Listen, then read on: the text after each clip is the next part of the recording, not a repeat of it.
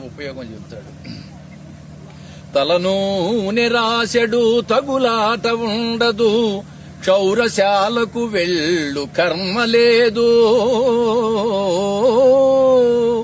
పేలు కొంపలు గట్టు పెను బాధ తప్పును, చుండ్రు బాధలు తప్పి సుఖము కల్గు. పెళ్ళాము కోపాన పెనుగులాడెడు వేళ, జుట్టింత దొరకదు పట్టుకొనగా. అద్దము దువ్వెనల అవసరమే లేదు, పరవనితలు వెంట పడుట కల్ల. కడకు కుంకుడు సీకాయ ఖర్చు మిగులు, తలకు స్నానంబు చేయుట సులభమౌను.